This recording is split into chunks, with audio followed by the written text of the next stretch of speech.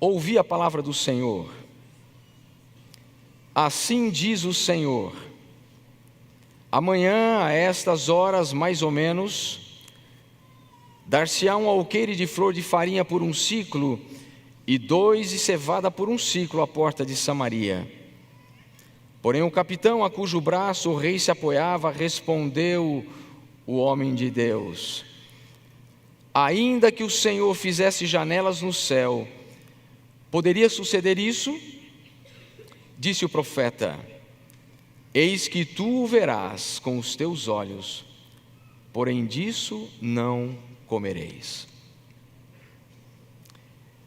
Esse relato, queridos, é parte de uma história que começa a ser contada no verso 24 do capítulo anterior, o capítulo 6. É uma história de fome, é uma história de fartura. A cidade de Samaria, ela estava cercada pelo exército da Síria. E a Bíblia não diz quanto tempo durou esse cerco, mas, pelo que a história nos diz, o cerco durou o tempo suficiente para que as reservas de alimento, elas se acabassem completamente. E se você ler o capítulo anterior, você vai perceber algo interessante. No auge da crise, você sabe o que significa. Você tem aqueles que exploram, você tem aqueles que oprimem. Eu me lembro que recentemente nós passamos por um processo de crise no Brasil, a crise do combustível. E você sabe que quem tinha, colocava o preço que queria. E quantos de nós não passamos madrugadas em filas de carro, de postos de gasolina, na tentativa de encontrar, mesmo que fosse a 6, 7 reais, um litro de combustível. E no auge desta crise, onde Samaria está cercada pelo exército da Síria, a Bíblia diz que a situação chegou a tal ponto que uma cabeça de jumento, ela passou a ser vendida por 80 ciclos de prata. Para você ter uma ideia, um ciclo de prata equivale a aproximadamente 12 gramas. E você tem então quase 1 quilo de prata por uma cabeça de um animal que os hebreus consideravam imundo e que só era comida em ocasiões extremas. Agora você imagina 2 canecas de esterco de pomba sendo vendida por aproximadamente um valor de 5 ciclos de prata. Você consegue entender a situação? A história diz que a situação chegou a um ponto tão crítico que as mães começaram a comer os próprios filhos.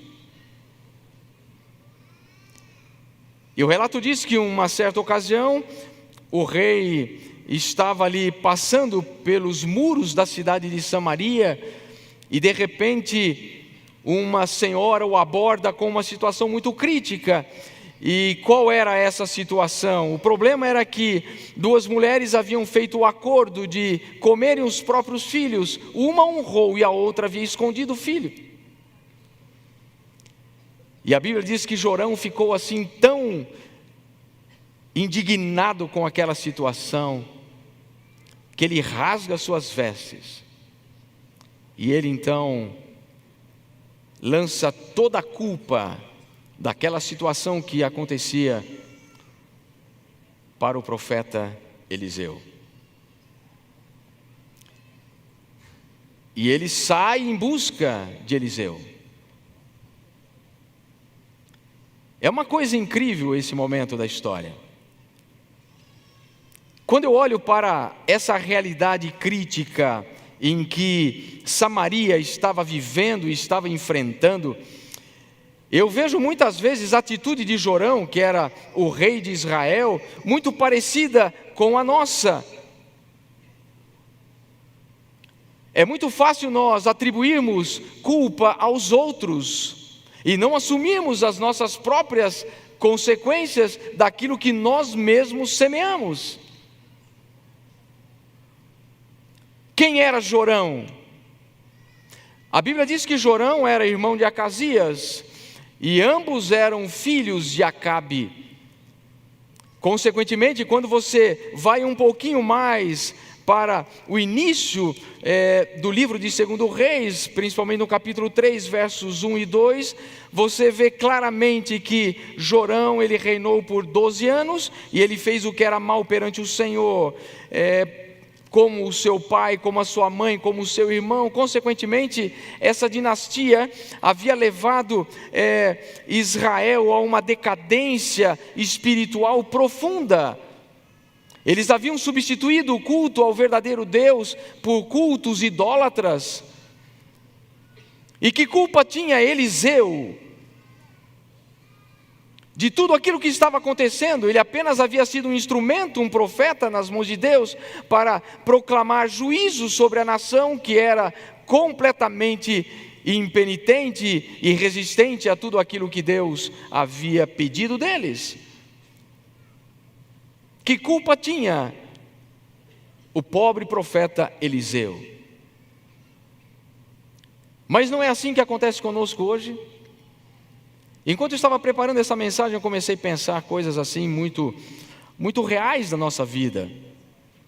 Nós não somos muito peritos em assumirmos os nossos próprios erros e as consequências das nossas próprias ações.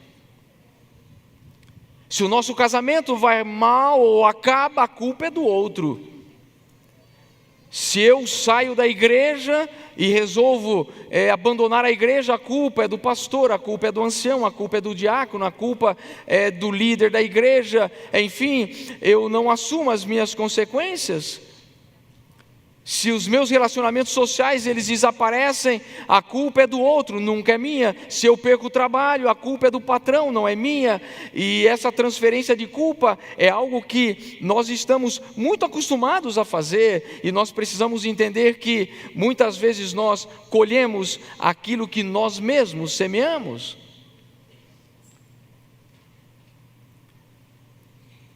Esta citação do livro de Ellen White, Meditação Matinal, Exaltai-o, ela diz assim: cada dia estamos semeando alguma espécie de semente. Se semeamos as sementes da descrença, colheremos descrença. Se semeamos orgulho, colheremos orgulho. Se semeamos obstinação, colheremos obstinação. Pois aquilo que o homem semear, isso também ele o que? Ele o ceifará. Queridos, não podemos transferir responsabilidades que são nossas. E quando Jorão olha para aquela situação crítica de Samaria, ele não quis assumir a sua própria responsabilidade, a sua própria culpabilidade. E foi fácil então transferir para Eliseu. E ele vai em busca de Eliseu, e ele quer a cabeça de Eliseu. E essa história me leva a pensar duas coisas muito significativas. E eu quero trazer aqui como uma consideração muito importante para nós como igreja nesta manhã. Há duas coisas que você precisa entender. A primeira é o momento quando Eliseu é encontrado, a reação de Eliseu ao receber não só o rei como o seu capitão, e a forma como esse capitão reage às palavras de Eliseu. Quando Eliseu é achado, Eliseu diz algo que é impressivo. E ele diz para aquele capitão e para o rei: ouvi a palavra do Senhor. Aqui está a expressão de um profeta, de um homem que está conectado com Deus. E você precisa entender que quando nós estamos conectados com Deus, Todas as demais vozes, elas desaparecem, elas se apagam, elas se anulam da nossa mente.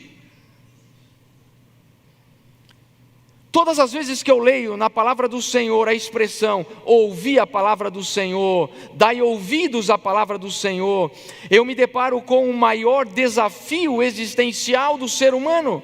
Por que eu digo isso? Eu digo isso porque Satanás, ele vai fazer tudo o que ele puder para tentar silenciar, apagar, anular, interferir a voz de Deus falando à tua mente e ao teu coração.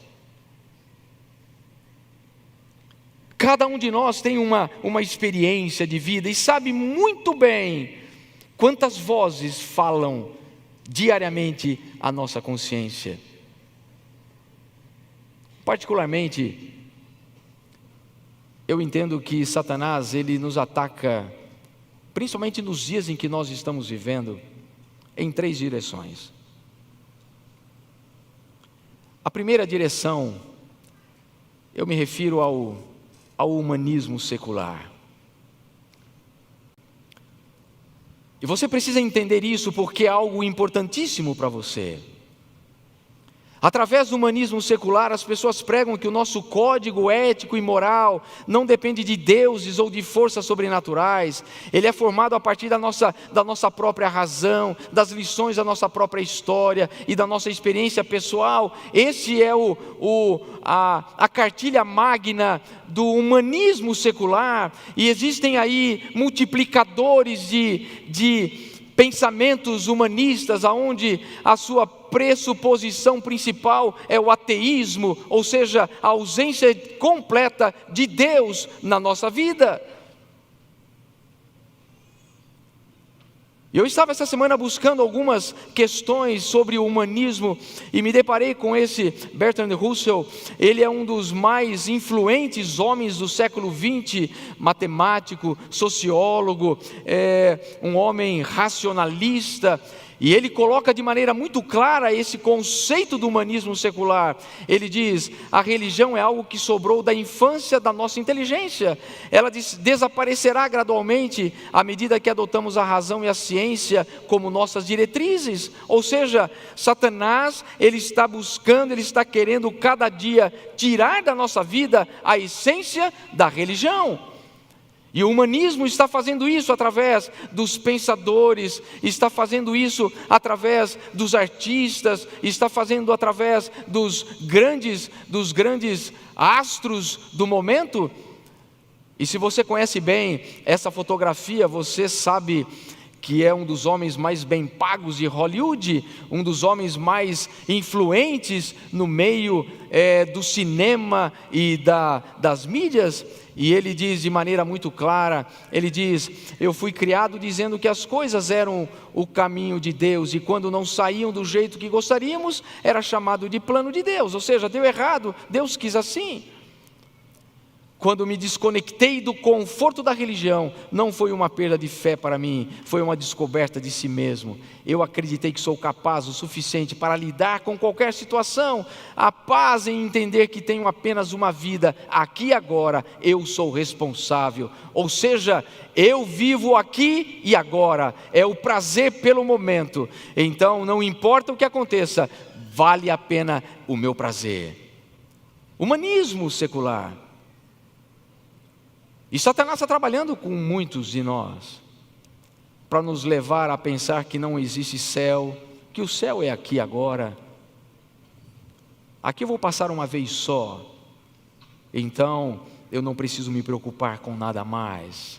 Mas se ele não consegue atingir você com o humanismo secular, ele trabalha com o secularismo, porque o secularismo é algo incrível, porque ele não impede que você acredite, ele apenas luta para que você não viva aquilo que você acredita. E nunca vivemos uma crise tão grande de cristãos como vivemos em nossos dias. Cristãos literalmente secularistas. Cristãos que estão vivendo aquilo que aparentemente defendem ideologicamente como teoria. mas esquecem da prática. Mas há uma coisa mais perigosa e talvez uma das mais difíceis, vozes que clamam contra a voz e a palavra do Senhor, é o relativismo moral. Ou seja, não tem padrão absoluto. Tudo depende do quê? Da situação, da cultura, dos sentimentos, tudo é relativo. Então o homem hoje não vive mais honestidade como a palavra de Deus me diz. É tudo relativo, depende da situação, depende da ética, depende do momento. A questão de fidelidade, sexo, drogas, casamento, família, ou seja, tudo é relativo. Consequentemente, eu não tenho mais nenhum padrão absoluto. Por isso, queridos, é importantíssimo entendermos o quão necessário para nós que vivemos nos dias finais da história do mundo é entendermos a importância de ouvirmos a palavra do Senhor. Eu vou falar um pouquinho mais no culto para os jovens no segundo momento, mas essa semana me deparei com uma pesquisa nos Estados Unidos, onde moças foram entrevistadas e 23% das moças entrevistadas responderam que por 10 milhões de dólares estariam dispostas a ser prostituta por uma semana. E 7% pelo mesmo dinheiro teriam coragem de matar um estranho. O relativismo está matando a mais sagrada instituição deixada por Deus, o casamento. Quão importante é estarmos conectados com Deus, para que a gente ouça diariamente a voz de Deus falando à nossa mente. É a nossa única salvaguarda contra todas as influências do mal em minha vida, na vida da minha família. Mas voltando à história, nós encontramos a reação daquele capitão do rei, quando Eliseu diz: ouvi a palavra do Senhor. Eliseu diz: olha, amanhã a essas horas mais ou menos, dar-se-á um alqueire de flor, ou seja, uma medida de farinha por um ciclo, e 2 de cevada por um ciclo à porta de Samaria, 80 vezes mais barato do que estava sendo vendido. E aquele homem, ele faz um questionamento à palavra de Deus. É isso que Satanás tem feito com a maioria das pessoas hoje. Ontem, conversando com uma pessoa na saída do culto, a qual nos fez relembrar alguns momentos que vivemos alguns anos atrás, e me deparei com um quadro de um amigo a qual nos formamos juntos em teologia e que hoje se declara abertamente ateu.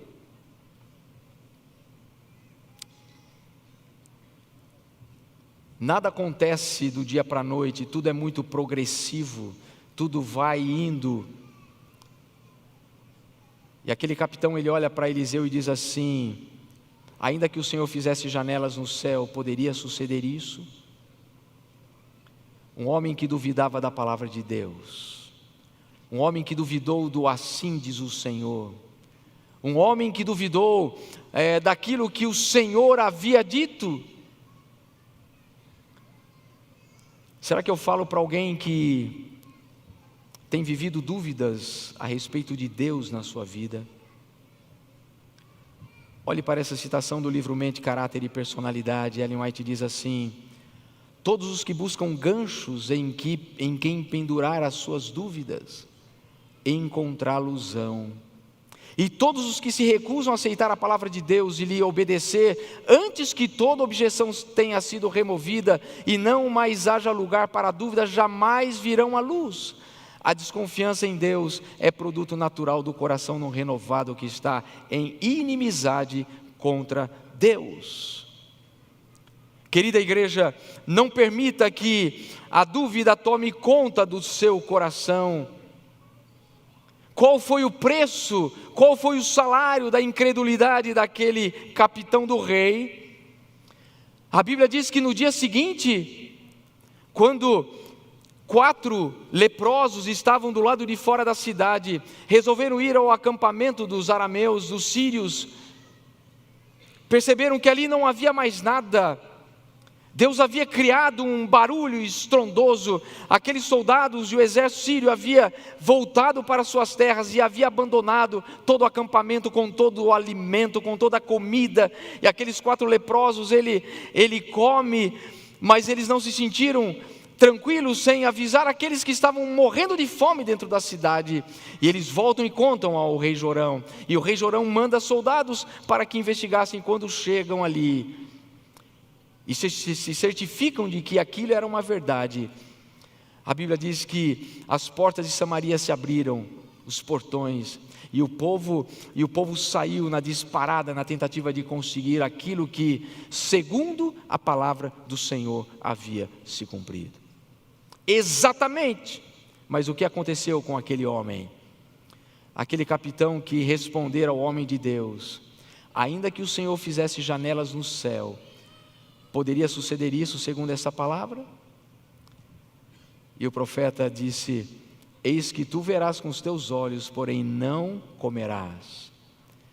E assim lhe sucedeu, porque o povo o atropelou na porta e ele morreu. O que eu quero que você entenda nesta manhã é o seguinte: há alguma possibilidade de você viver hoje uma crise que traga para a tua vida uma total e completa desconfiança de Deus? Será que eu falo para alguém que, por algum problema na sua vida, está vivendo uma crise de confiança naquilo que Deus é capaz de fazer por você e através de você?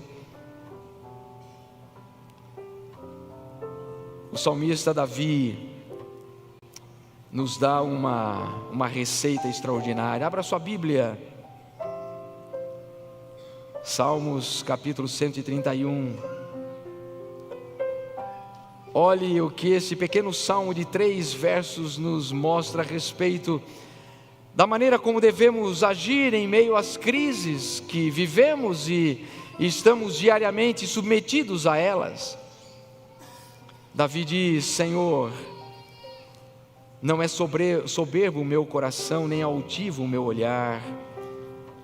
Não ando à procura de coisas grandes, nem de coisas maravilhosas demais para mim. Pelo contrário, fiz calar e sossegar a minha alma. Como a criança desmamada se aquieta nos braços de sua mãe, como essa criança é a minha alma para comigo. Espera, ó Israel, no Senhor, desde agora e para sempre. A receita, queridos, de como podemos confiar em Deus mesmo em meio à crise, é primeiramente nos despojando, como Davi diz, de todo o nosso orgulho.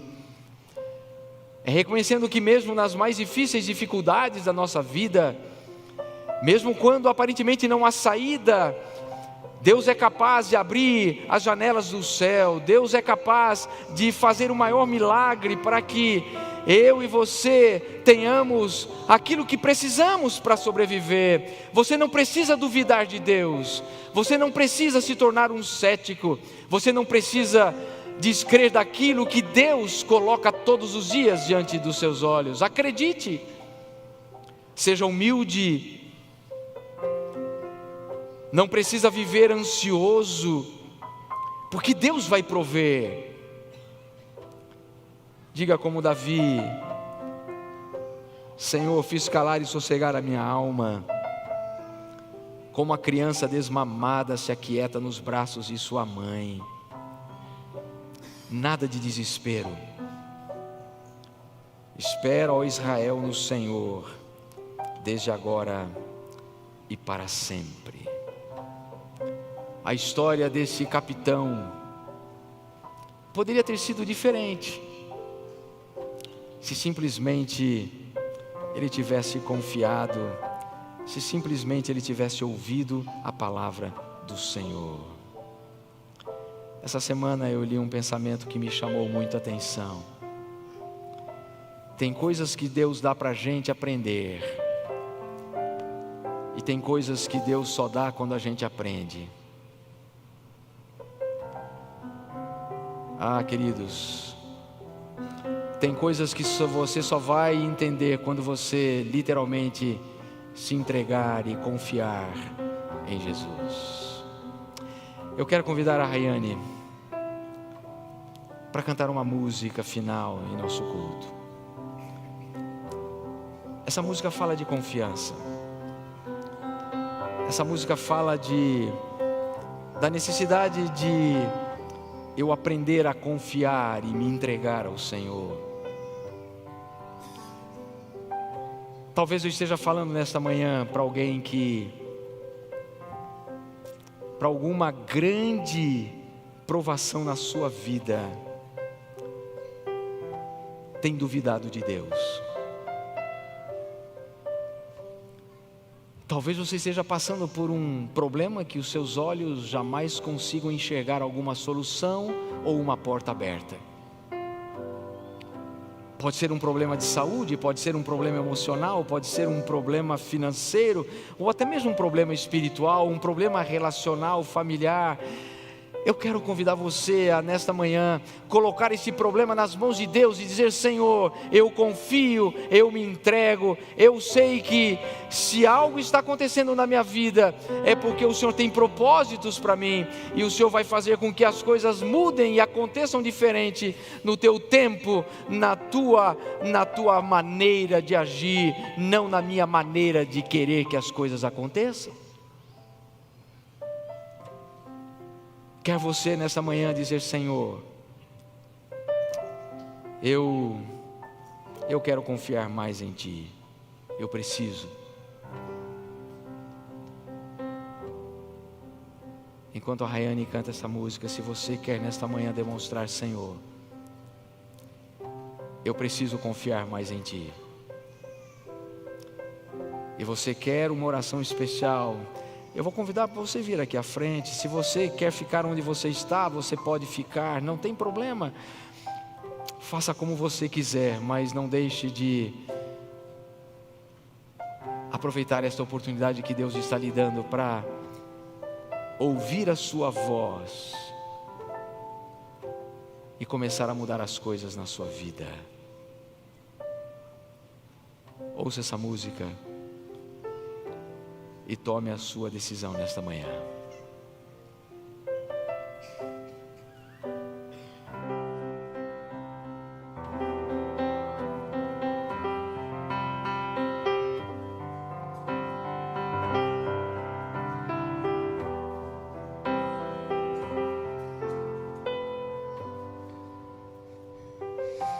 Angústia, sofrimento, a noite não passa. Eu choro, problemas, tantas dores. Onde vou ter a solução? É difícil. Quem disse que haveria segurança neste mundo aqui? Não existe. Então eu me pergunto: Senhor, como irei vencer tantas lutas? Preciso aprender a confiar quando a dor me fizer desistir de viver. Eu vou orar e então vou sentir teu poder, teu amor, e para sempre descansar em tuas mãos. Descansar.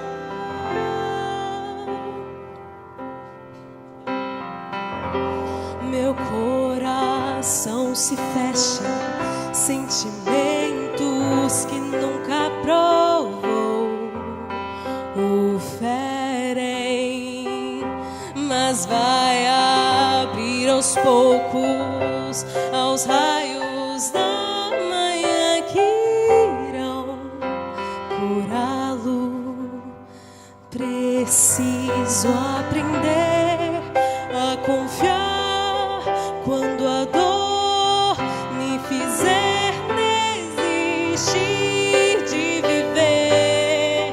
Eu vou orar e então vou sentir teu poder, teu amor, e para sempre descansar em tuas mãos, descansar do sofrimento. Nasce então a esperança e a coragem. Eu vou esperar e aprender junto aos pés desta cruz.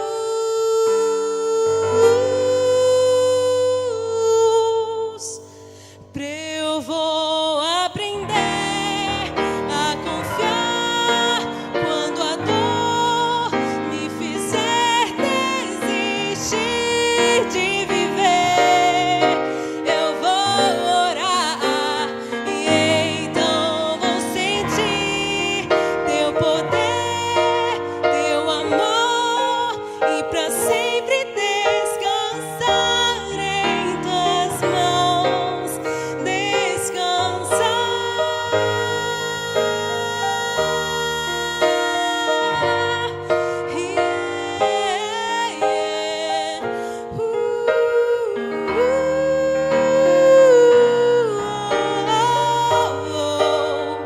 E então vou sentir teu poder, teu amor, e para sempre descansar em tuas mãos, descansar.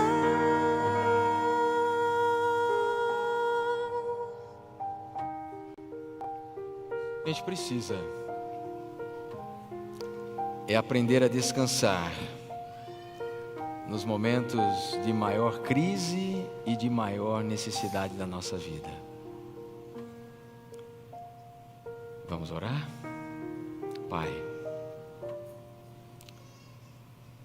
obrigado porque o Senhor é o nosso Deus. Queremos confiar na Tua palavra a despeito de qualquer circunstância. Queremos aprender a confiar mais nas Tuas providências. Queremos, Senhor, entender melhor cada dia da nossa vida os Teus reais e verdadeiros planos para a nossa vida. Mesmo, Pai, que um exército se acampe ao nosso redor, querendo nos destruir. Livra-nos, Pai, das grandes preocupações, da ansiedade. Nos dê, Pai, a certeza da segurança plena que temos por estarmos nos Teus braços. E alimenta-nos, Pai, cada dia com a certeza de que o Senhor, no momento certo, agirá. Que não paire em nossa mente nenhuma dúvida do que Tu és capaz de fazer. Por isso, ao sairmos daqui, Pai, queremos sair com a certeza de que, mais uma vez, o Senhor falou ao nosso coração nesta manhã. Abençoa-nos, em nome de Jesus. Amém. Amém. Que Deus abençoe a todos.